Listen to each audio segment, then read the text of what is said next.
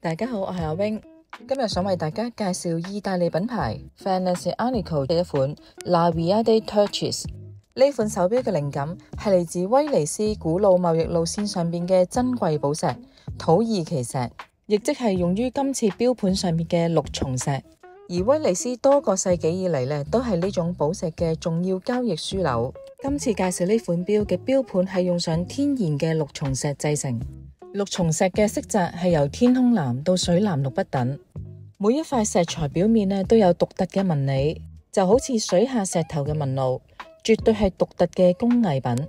而製作過程呢係用咗冷切嘅技術，咁樣就可以避免損傷到天然嘅石材。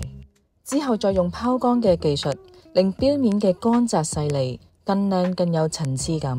錶殼係42mm，用咗不鏽鋼打造，配有呢個單向旋轉嘅烏製錶圈，採用咗藍寶石水晶錶面，有防反光塗層。而機芯就係搭載咗瑞士 Sellita SW200嘅自動機械機芯，可以自動或者手上鏈。3時位仲有個日曆槍，非常之實用。而手錶亦都有200米防水，採用咗呢個旋入式嘅錶冠。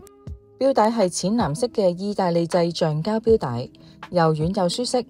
錶背刻有 Laviade 潛艇嘅浮雕，係向威尼斯海軍科技同埋傳統製錶工藝嘅致敬，令到呢隻手錶咧更加具有收藏嘅意義。呢隻 Laviade Turchis 咧唔單止係一隻功能強大嘅潛水錶，更係承傳咗威尼斯嘅豐富歷史同埋文化故事，絕對值得潛水愛好者或者欣賞工藝錶嘅朋友收藏。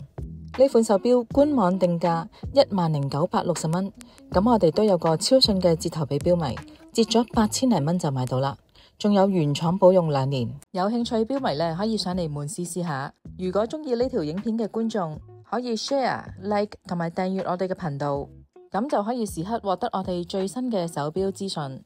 今集介紹到呢度，下集見。